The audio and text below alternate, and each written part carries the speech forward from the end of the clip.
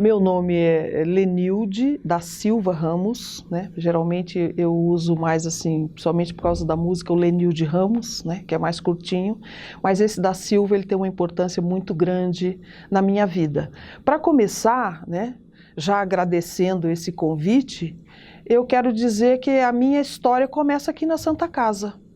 Eu nasci aqui na maternidade da Santa Casa, no quarto número 3, né? E tem essa particularidade, esse detalhe, porque meu pai gostava muito de escrever, né? Ele era poeta, assim, escrevia literatura de cordel também e tinha um diário, né?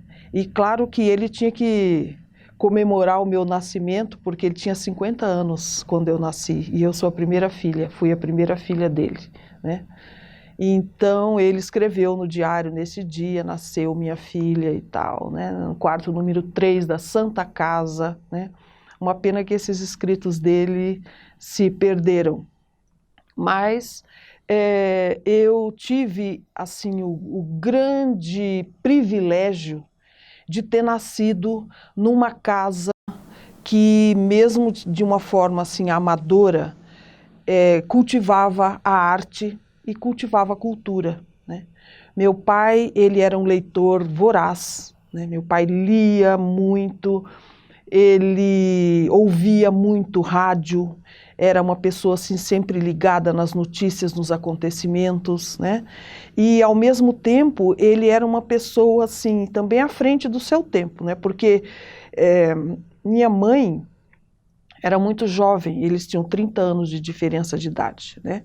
E a minha mãe, ela tinha muito ritmo, ela tinha voz boa, gostava de cantar, né? E eles se conheceram num baile no Clube Português, que ficava ali na Barão do Rio Branco, né? Entre a 14 e a Calógeras. E lá ele percebeu assim, essa ligação da minha mãe com a música. E quando eles se casaram, e numa época em que eu nasci em 52, né? Numa época em que as mulheres, depois que se casavam, se sabiam tocar, era só para a família, né? Elas não se apresentavam em público. E o que meu pai fez? Ele matriculou a minha mãe numa escola de música que tinha ali na rua Maracaju, perto da 14 de julho, que era do professor Emídio Campos Vidal, que era um maestro. Ele tinha uma orquestra que tocava no Cine Trianon, que era ali na 14 de julho, e também a orquestra dele tocava nos programas ao vivo na PR7, né, que era a radiodifusora da época, e a minha mãe começou a estudar acordeon, né? Meu pai tocava violão, meu pai tocava bandolim, e ele já vinha de uma família do Nordeste, que meu pai nasceu em Vitória de Santo Antão, perto de Recife, Olinda, e o meu avô, ele tinha 11 filhos. E eu acho incrível que assim, eu ter nascido numa família revolucionária, né? Meu avô morava num sítio, eles dependiam ali daquela vida sacrificada de nordestino, né? De plantar, colher, seca e tudo, mas ele exigia que cada filho soubesse escrever um poema, tocar um instrumento musical e ter caligrafia. Então, quando meu pai saiu de casa e veio trabalhar na Noroeste, na Estrada de Ferro, ele trouxe de casa já esse gosto, né? Porque já sabendo tocar, tinha tio meu que tocava rabeca, que é aquele violino rústico, né? Então, todos eles tinham essa convivência. E o meu pai trouxe isso para casa, e então eu nasci dentro de uma casa que dava valor para a música, que dava valor para a leitura. Quer dizer, isso para nós era a coisa mais normal do mundo. Era o mais... Eu lembro que meu pai, como ele tocava muito bem, quando vinha algum artista de fora, que se apresentava no Cine Alhambra, meu pai era convidado, ele e os amigos, para acompanharem, né? Às vezes era um cantor, alguma coisa assim. Então meu pai ia lá tocar violão, né? As festas de aniversário na minha casa eram verdadeiros saraus, né? Porque meu pai se reunia com os amigos e eles tocavam, né? Então ali tinha bandolim, violão, cavaquinho, violino, e declamavam, e ele, desde pequena, ele já me incentivou a declamar versinhos. Então, e depois que eu comecei a estudar acordeon também, né? Desde pequena, né? Ele já assim, quando chegava a visita, Lenilde, venha se apresentar. Ai, no começo eu odiava, né? Porque criança, imagina, né? E depois adolescente, mas também isso me deu desenvoltura. Porque quando eu cheguei no colégio, eu, assim, potencializei esse gosto que eu trouxe de casa. Então, no colégio, eu entrei numa escola de música formal, né? Comecei a estudar piano, fui estudar acordeon.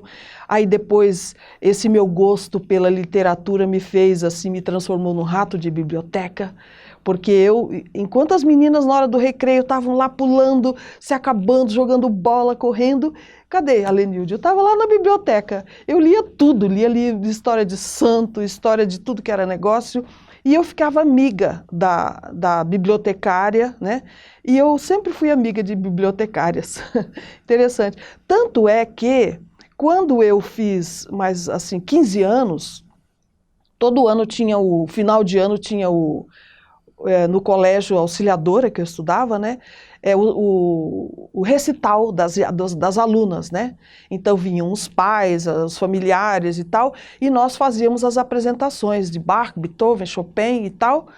E meu pai um dia chegou para mim e falou assim: no próximo ano, no recital, eu quero que você toque uma música sua. Olha só, meu pai, incrível, como que ele era bem para frente mesmo, né? E eu falei, como assim tocar uma música minha? Ele falou, você pode fazer uma música. Você não tentou ainda?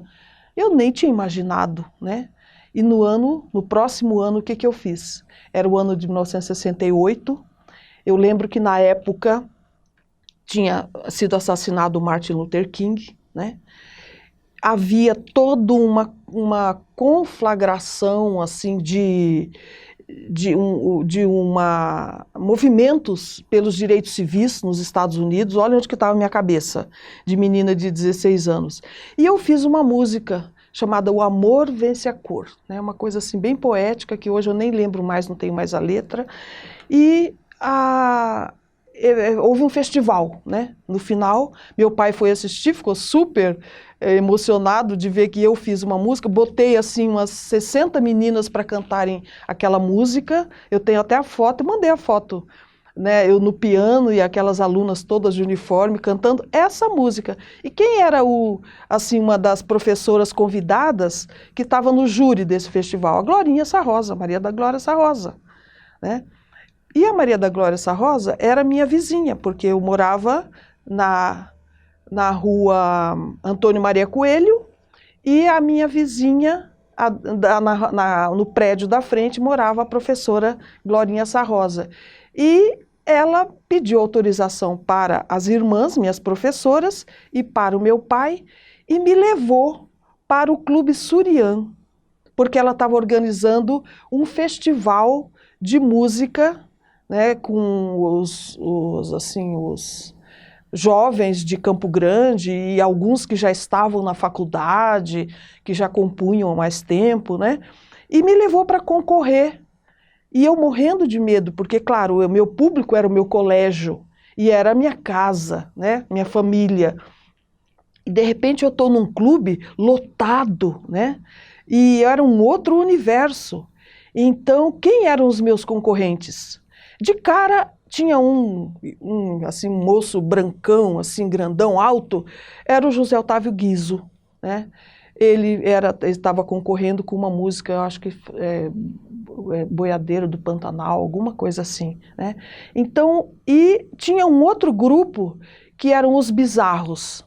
Então, quem eram os Bizarros? Era o Paulo Simões, o Geraldo Espíndola e Maurício de Almeida, assim, aquela galerinha mesmo, assim, bem no estilo Bob Dylan, com aqueles óculos escuros, aquele cabelão e tal. E tinha também junto com José Otávio Guizzo, tinha o Jorge Siufi, né, que depois se tornou, assim, desembargador, membro da Academia Sul-Mato-Grossense de Letras. E olha, a minha música ganhou. Melhor música e melhor letra. E o Guizzo falava assim, mas para quem que eu perdi? E aí o pessoal falou, para aquela menina ali. Ele falou, aquela menina ali? Imagina, eu não tinha nem coragem de chegar lá na frente para para me apresentar, assim, é tanto que eu convidei um casal de amigos para cantar no meu lugar. Eu só fiquei no piano escondidinha, porque eu não tinha coragem de ir lá no microfone, assim, né? Então, a partir daí, com Glorinha Sarrosa, eu fiz amizade com toda aquela galera que até hoje eu acompanho, né? Paulo Simões, Geraldo Espíndola, né? Almir Sater nem pensava em tocar ainda, né? Ele já era de uma geração um pouquinho mais jovem. Mas fiz amizade com aqueles de uma geração além da minha, que era o José Otávio Guizzo, que depois tive a oportunidade de trabalhar com ele, né? Então, eu sempre falo assim que eu não persigo a história, parece que é a história que me persegue, sabe? Você está no lugar certo, na hora certa, isso, graças a Deus, comigo até hoje, acho que funcionou bem. Então, assim, introdução da minha história é essa aí.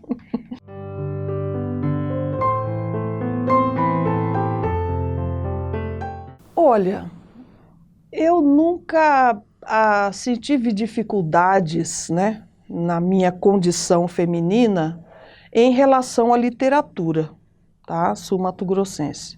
Eu tive dificuldade, e também não tanto pela minha condição feminina, porque, assim, eu sempre tem meu pai aí na história, né? Porque como ele imaginava, assim, que o primeiro filho seria um homem, imagina, um senhor de 50 anos vai esperar o primeiro filho, tinha que ser um menino, né? De repente, nasce eu, depois vem a minha irmã, então ele falou, sabe de uma coisa? Já que eu só tenho filha mulher, então vocês têm que ser independentes. Vocês não podem ficar dependendo de homem para viver, sabe? Botava umas coisas dessas 70 anos, 60 anos atrás na cabeça da gente, né? Então nós sempre fomos muito ousadas, a minha irmã mais ainda, sabe? Então nós nunca tivemos assim essa preocupação de dizer assim, somos meninas e estamos competindo com os meninos, ou somos meninas e temos dificuldade de nos inserirmos num grupo onde tem meninos também. Pelo contrário, que eu me lembre, sempre nós é que liderávamos a turma, sabe? Sempre a gente que promovia as coisas e trazia os meninos junto, né? Então, essa questão feminina, ela sempre foi, assim, muito revolucionária na minha vida, né? Agora, um elemento que se junta a essa minha questão feminina é o fato de eu ter vindo de uma família negra e de eu ter a minha porção negra. Então, essa questão é que me colocou assim como menina negra, né? A moça negra. Então, o que acontecia?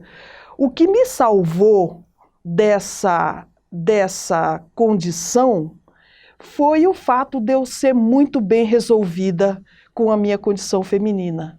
Porque quando a minha mãe faleceu, eu fui estudar no colégio Auxiliadora, né?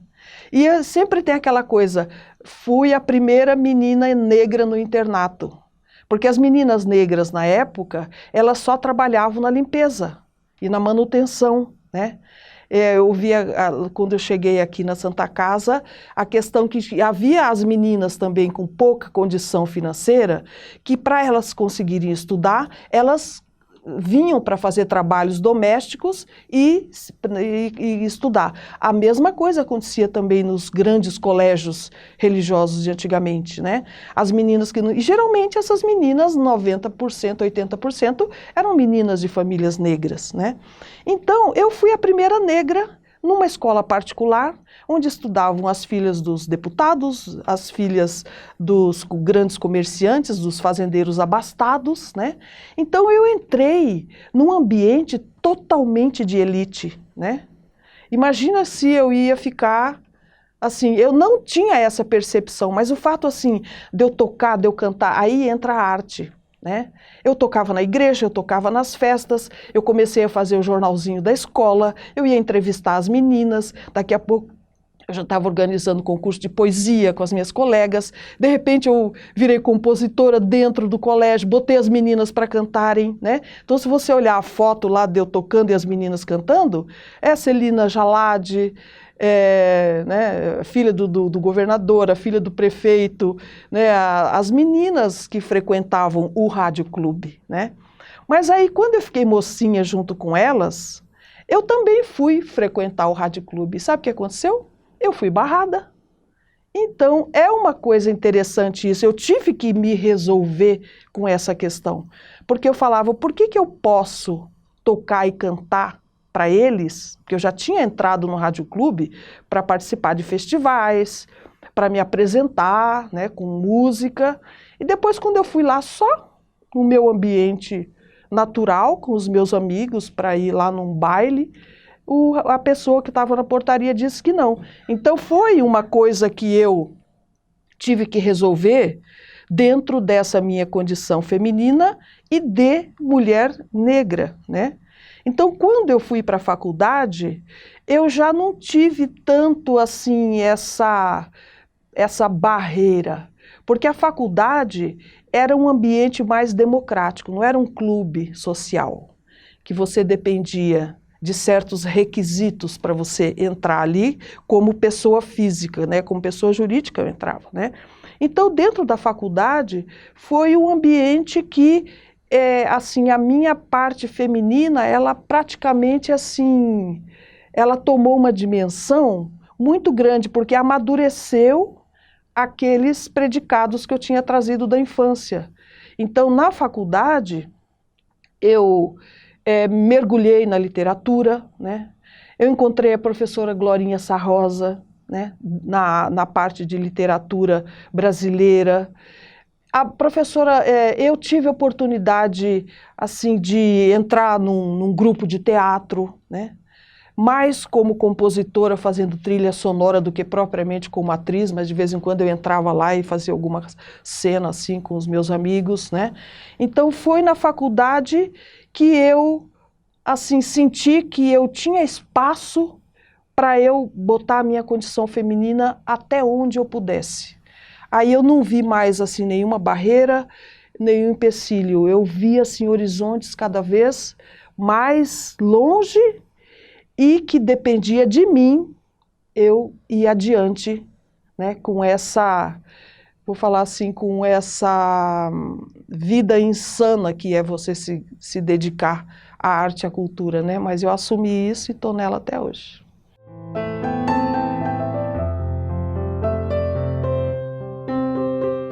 Olha, tanto homem quanto mulher que se quer escrever, escreve por compulsão, né? Não tem horário, não tem dia, não tem hora, mas essa condição feminina também é ligada a esse gosto, né, pelo trabalho da arte e da cultura, depende muito assim do gosto, né? Porque eu sou uma mulher que eu adoro a vida doméstica. Por quê? Porque a vida inteira eu não tive condições de ter vida doméstica. Eu comecei a trabalhar muito cedo, né? Então eu saía de casa cedo, né? Muitas vezes eu tinha que resolver coisas por telefone, por conta dos meus filhos, né? E acompanhando, assim, sempre, assim, tentando conciliar, né? Essa questão de 3 filhos pequenos, 3 meninos, né? Que vieram assim, um atrás do outro. E assim, eu não tinha tempo, assim, por exemplo, para cozinhar todo dia, né? Fim de semana eu queria mais relaxar quando eu podia, porque eu viajava muito, né? Então, eu não tinha como, assim, colocar em prática esse meu lado mulher dona de casa. Então, quando eu assumi a literatura, a partir dos meus 50 anos, que eu já estava próxima assim, de já estudar uma outra etapa da minha vida, me organizar para uma outra etapa da minha vida, eu falei, sabe de uma coisa? Eu quero ser dona de casa, eu quero ser escritora, né? E eu quero ser escritora, eu digo, profissional, e ser dona de casa também. Então eu até fiz um poema, assim, não me lembro bem textualmente, mas quer dizer, depois que eu virei escritora, não é assim, o que eu já queimei de panela não está escrito. Tipo esse jogo de palavras assim, porque realmente eu fico entre o computador e a cozinha. Então, enquanto eu faço o almoço, porque eu gosto de escrever muito de manhã, né, eu acordo muito cedo e eu tenho alguns compromissos de horários em casa com outras pessoas que moram, né, comigo. Então, tem um que sai assim às 11h30, então às 10h30, 11 horas ele almoça. Então, o almoço tem que estar pronto cedo, né? Então, de repente, quando eu sinto um cheiro assim, olha, eu saio correndo, deixo o computador, deixo o texto no meio e vou lá cuidar das panelas, né? Mas eu não tenho dificuldade nenhuma, assim, em... Eu li até uma história que Sophia Loren era uma excelente cozinheira. Marcello Mastroianni, aqueles grandes astros da época, e eu na casa dela para, né, comer a massa que ela fazia, né? Então eu falei, uai, se ela foi tão boa cozinheira, por que eu não posso ser também, né? Então, literatura e panelas fazem parte do meu dia a dia, com certeza.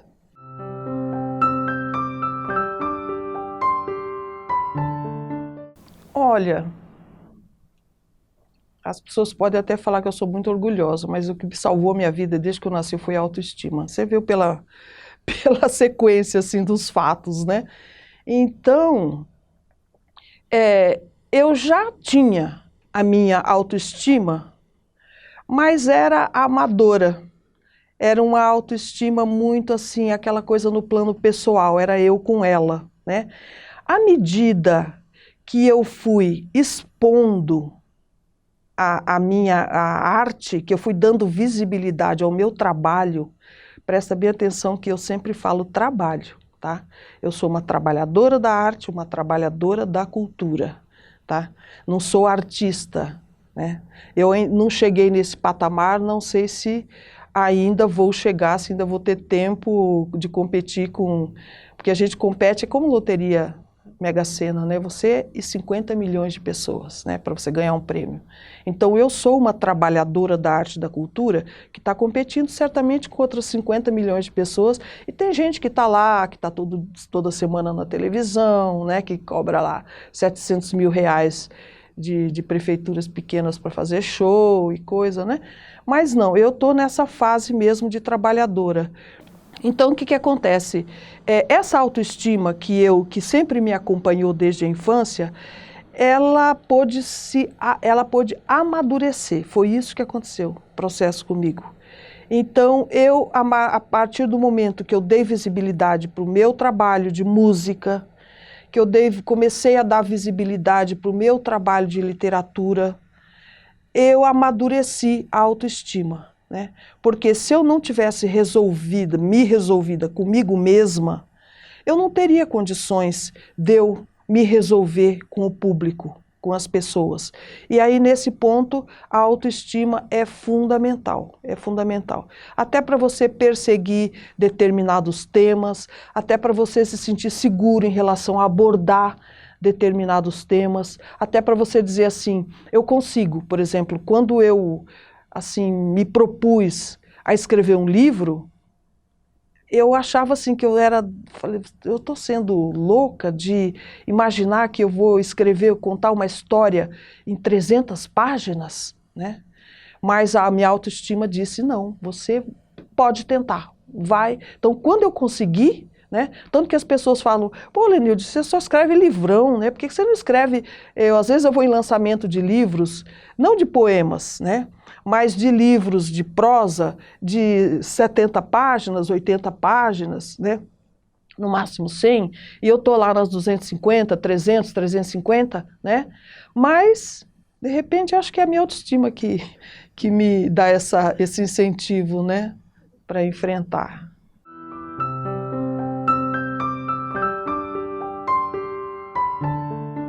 Olha, se você me fizesse essa pergunta no ano que eu nasci, eu ia te dar uma lista imensa de obstáculos, porque eram obstáculos institucionalizados, eram leis, né? Eram obstáculos totalmente estratificados na sociedade. Mas eu percebo, desde o tempo que eu fui para a faculdade, que ali, olha, quando eu entrei assim no auge da minha juventude, era a época do Woodstock, era a época do Flower Power, né, o amor livre, era a época de Beatles, né? Então era uma época de assim, de você exercitar totalmente a sua liberdade, né? Depois que eu fui para uma juventude mais madura, que eu fui para o Rio de Janeiro, para São Paulo, eu via os amigos de lá se beijando na boca, sabe? Então vinha alguém, oi, tudo bem? Me dá um beijo na boca. Ou um menino com outro menino, oi, tudo bem? Beijinho na boca. Então significa assim que tudo se abriu, tudo se abriu. Então hoje depende muito da pessoa. Então, se a pessoa ela quer se colocar no mundo de hoje, né? Então não tem mais aquela coisa de dizer assim, ah, mas é porque eu sou mulher, eu acho que não vão me aceitar, ou não vão ler o meu livro, ou não vão ouvir minha música. De jeito nenhum, de jeito nenhum. Eu acho que depende de cada pessoa. Barreira tem aí, obstáculo tem aí. Não é mais como nos tempos medievais, né? Que você não tinha saída mesmo, né? Hoje em dia não, hoje em dia as mulheres têm saídas, têm oportunidades, elas precisam se colocar e ser muito firmes para poder, né, se estabelecer, sabe, no seu lugar.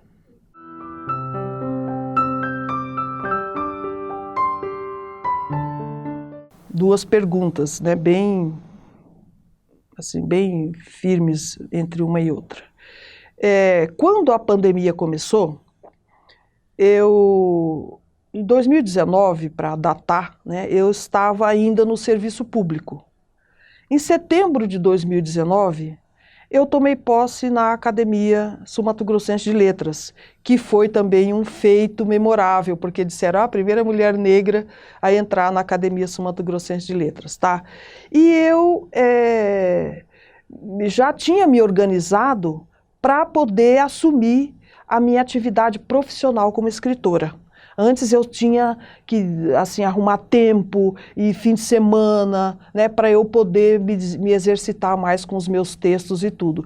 Mas em 2019 eu já tinha escrito praticamente 2 livros até, na internet, nas redes sociais. Um é o Baú da Tia Lê, que são crônicas que agora eu estou reunindo, já tem mais de 100, né? E eu preciso levá-las para o papel, né? E outros são os meus poemas minimalistas, né? Que eu brinco com as palavras, essa questão muito profunda, assim, de eu pesquisar o mistério das palavras. Nesses 10 anos, eu mergulhei muito nesse estudo, né? de você extrair de 2, 3 palavras um pensamento que vale por um poema, às vezes, de 40 linhas. Né? Então, fui me minimalizando, né? Essa coisa do minimalista. Então, quando chegou o fim do ano de 2019, eu já estava com o meu home office produzido e já estava escrevendo o livro João da Moto, A Vida Não Impõe Limites. Né? Quando começou a pandemia, em 2020, eu praticamente já estava em isolamento. Porque já dentro daquele meu ritmo, que eu desejava assim há décadas, né? Era um sonho que eu estava realizando, de eu voltar para minha casa, de eu ter a minha vida de escritora e a minha vida doméstica junto. Né? Então, quando a pandemia começou, fora assim que eu achei que o mundo ia acabar, eu não mudei o meu ritmo, né? Tanto que durante esses 2 anos da pandemia eu escrevi 2 livros.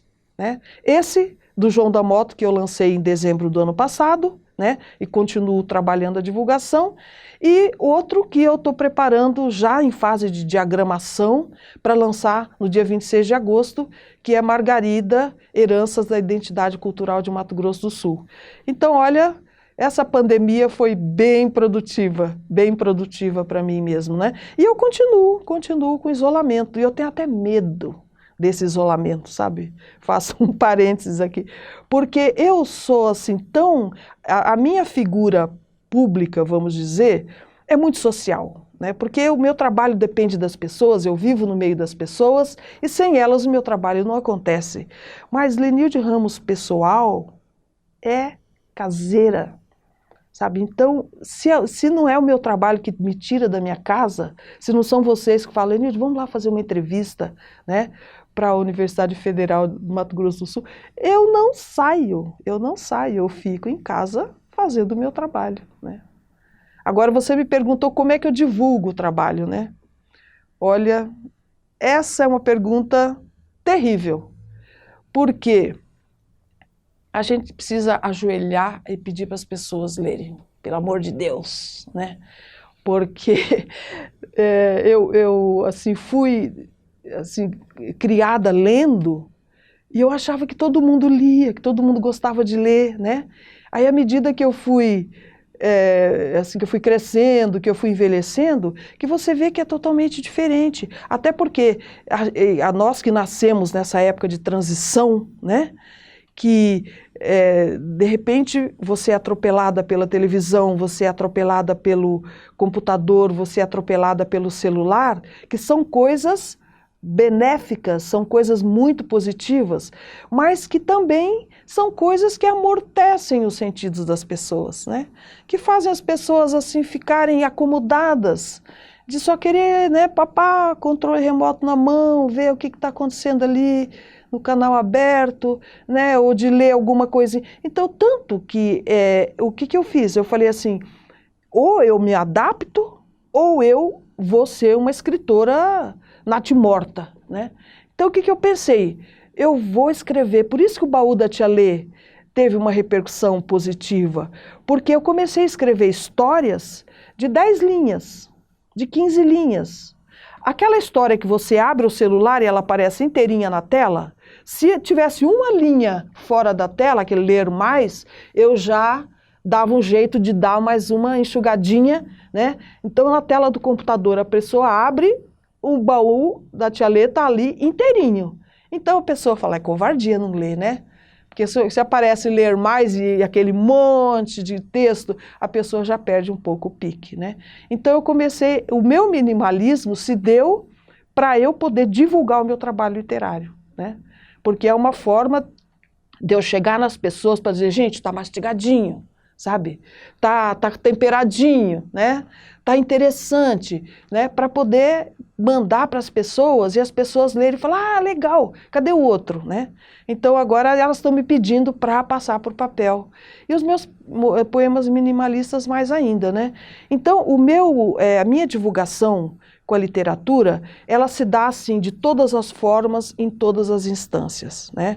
Desde de você, por exemplo, sair sempre com um livro na bolsa para você mostrar para as pessoas, de você invadir, que eu digo assim, você vai num aniversário, você vai numa festa, não sei o quê, eu carrego sempre o livro.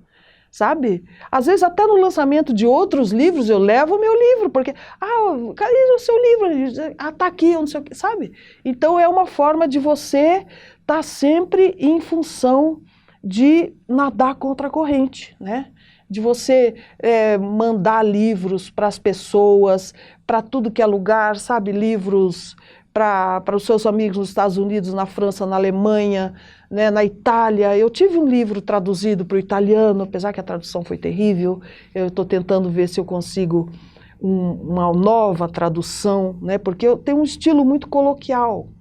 As pessoas falam assim, é fácil de ler o que você escreve, né? O Tiago de Mello falava, escrever difícil é a coisa mais fácil do mundo, né?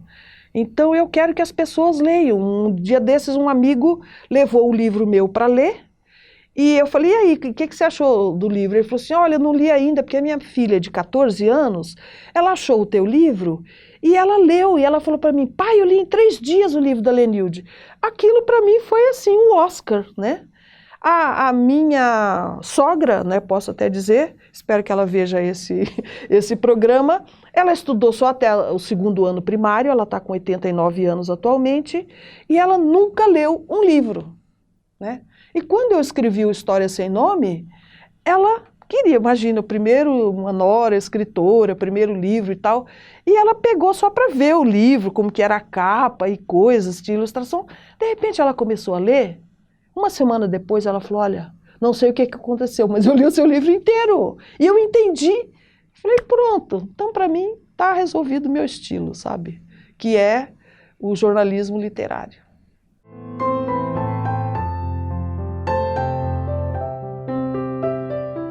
Olha, primeiro que eu não gosto de dar conselho, né? Mas se alguma mulher que tiver bloqueio para escrever, vir conversar comigo e falar, Lenilde, me dá um conselho, de repente eu até me animo, né? Mas é um exercício, sabe? Bloqueio, você vence enfrentando, né? Não acontece nenhum milagre assim de dizer, desbloqueou. Não, sabe, você vai à luta. Então, às vezes, assim, porque toda pessoa tem uma forma de expressão. Isso é coisa que faz parte do espírito, né? São coisas que estão, como o fato, assim, de você por exemplo, mexer com os sons, né? Trabalhar com as notas, você juntar aquelas notas, você fazer um acorde, de você fazer uma melodia, né? De você trabalhar com uma coisa que não é, eu digo assim, é real, claro, mas não é física. O som, o que é o som, né? Esse barulho, você não pode chegar e falar, vou guardar esse som aqui, né, dentro dessa caixinha aqui, né, como a água. Né? Então, são coisas que elas transcendem a parte física. Né? Então, essa questão de bloquear ou não bloquear, né, ela vai de acordo com o que a pessoa se entende com essa parte transcendente dela. Entendeu? E tenho certeza que, se tentar, consegue. Porque todo mundo é dotado, todo mundo tem essa parte transcendente. E essa parte transcendente, ela precisa de ser alimentada. E o que alimenta? A arte, né?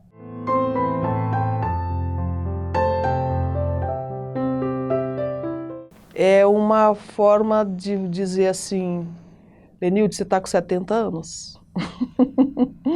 Né? É uma forma de...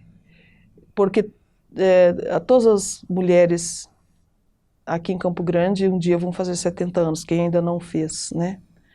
Mas o fato dessa peneira fina ter chegado até mim e esse convite desse projeto tão maravilhoso, né, de mulheres escritoras e dar visibilidade para essas mulheres, registrar o trabalho dessas mulheres, né, chegou até mim, significa que acho que todas as perguntas que você me fez, significa que eu consegui desbloquear, significa que eu consegui me entender com a minha autoestima, né?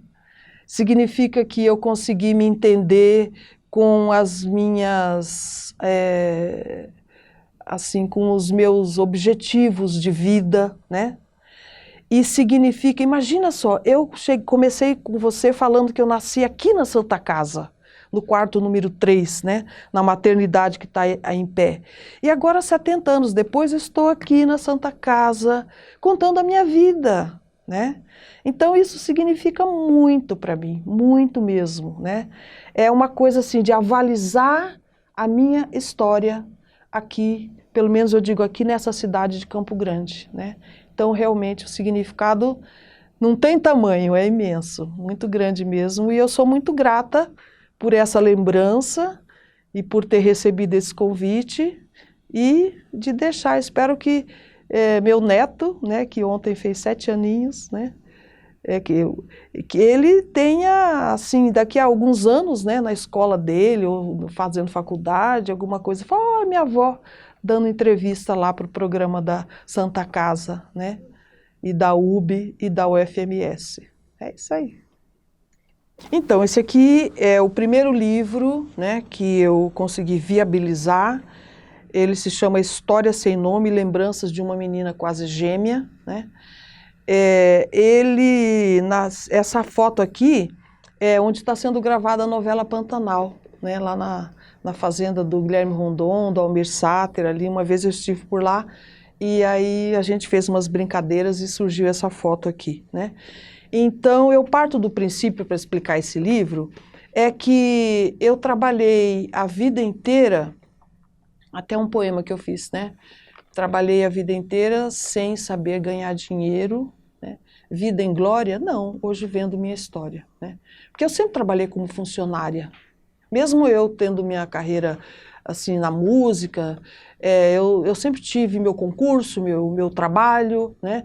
E eu não, assim, as pessoas, e sempre contando histórias, histórias acontecidas comigo, histórias reais, e as pessoas falavam assim, nossa, Lenilde, sua vida é um livro, nossa, sua vida é um filme, né?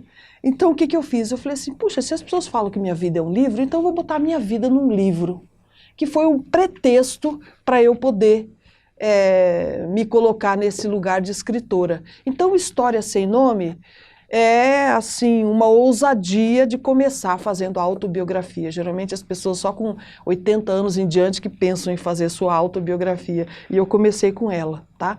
Só que, para não devassar a intimidade das pessoas, eu acabei assim, quebrei tanto a cabeça que eu acabei inventando um estilo, que é esse de escrever sem nome de ninguém, sem nome de lugar nenhum, sem data nenhuma, mas a história está toda aqui numa sequência cronológica, né?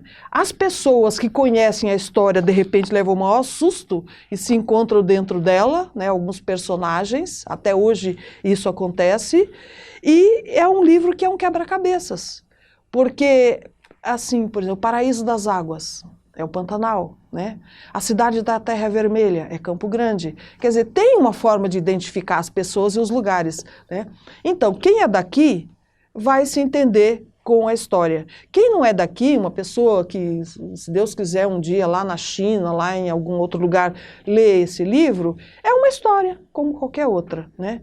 Então, eu começo com a história do meu pai, da minha mãe, depois a minha infância, falo do meu colégio, até eu entrar para trabalhar com a irmã Silvia no Hospital São Julião. Então, aqui, só que como foi um livro escrito de uma forma assim muito coloquial e de uma forma totalmente diferente, não é a história oficial do Hospital São Julião, nunca pude dizer isso, né? É uma coisa que eu estou fazendo agora, escrever com nomes, datas, sobrenomes, a história oficial. Mas esse aqui é a minha História Sem Nome, né? Tá aqui. Esse aqui, João da Moto, A Vida Não Impõe Limites, né? Minha história com a paralisia cerebral, nasceu de um grande desafio. Porque esse rapaz que está aqui na capa, João Carlos Estevão de Andrade, é de uma família, né? O avô dele teve uma indústria metalúrgica aqui em Campo Grande, construía jardineiras na época, fazia muitas marcas de gado, o Estevão, ali na 15 de novembro, em frente ao Mercadão, né? Ali próximo do Oswaldo Cruz. E os meus livros sempre trazem não só a história dos personagens em si, mas o contexto em volta dos personagens, e aí vem a história de Campo Grande junto, né? O História Sem Nome é a ferrovia inteira, né? Tá dentro da história. E aqui, no João da Moto, eu conheço o João Carlos a partir de 1978, 79, né? E é um menino, chamo de menino, hoje já tem 64 anos, que ele nasceu com paralisia cerebral, ele ainda tem essa disfunção assim, de movimento, de controle motor, né? Como tem os paralisados cerebrais, que não controlam muito os movimentos, às vezes tem dificuldade para articular.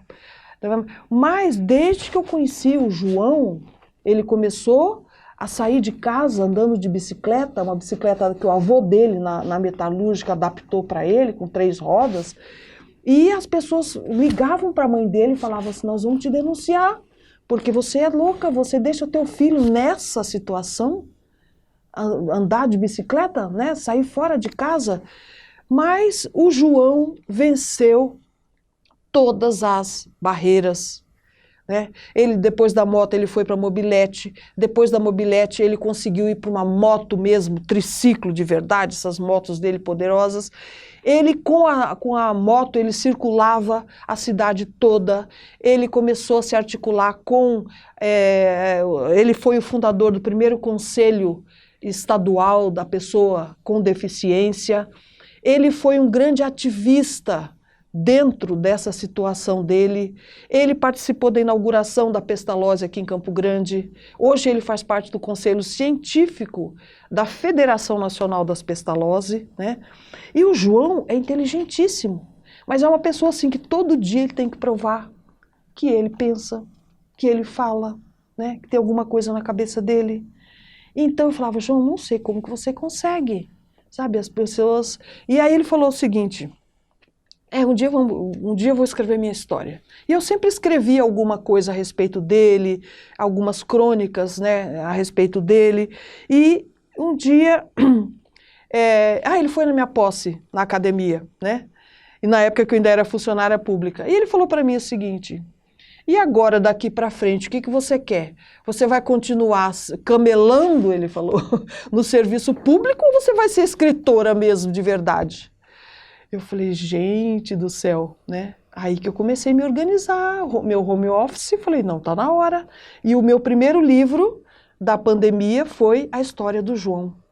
E, gente, é uma coisa assim de estarrecer, porque o João fala de tudo. E é uma história que a gente pensa assim, deve ser uma história triste, um cara com paralisia cerebral. É uma história super divertida, ele contando as coisas, como que ele, sabe, assim, entrava em contato com as pessoas, como que ele consegue se comunicar, os desejos dele, as peripécias dele, sabe? Gosta muito de cultura regional, sempre gostou de chamamé, né?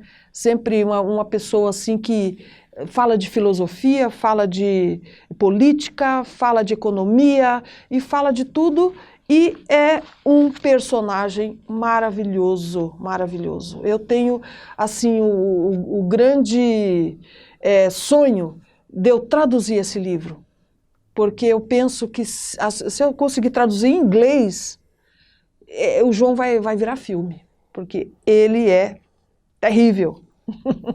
Meu presente de aniversário de 70 anos, pela primeira vez uma editora de verdade, né, me convidou para, assim, sabe, não eu que fui lá bater na porta como a gente faz a vida inteira. Eles falaram, Lenilde, você não quer publicar os seus poemas conosco? Nossa senhora, eu caí de costa, mas já está, o material já está com eles, né? Então o livro de poemas fica para o próximo ano. E o do Histórias do Baú da Tia Lê, quem sabe essa mesma editora não se interesse, né? E eu trouxe esse aqui, Era Uma Vez, porque aqui é uma antologia, né, da professora Ana Maria Bernardelli e do Fábio Gondim, e são, assim, eles convidaram N escritores para escreverem para crianças e adolescentes. E pela primeira vez na vida, eu tive coragem de sair da casca para dizer assim, nunca fiz ficção. E eu fiz uma historinha de ficção, né, que está nesse livro aqui, é a história de um pensamento. O nome dele é João e ele sai pelo mundo. Então, quem sabe a minha ficção esteja nascendo a partir daqui, né?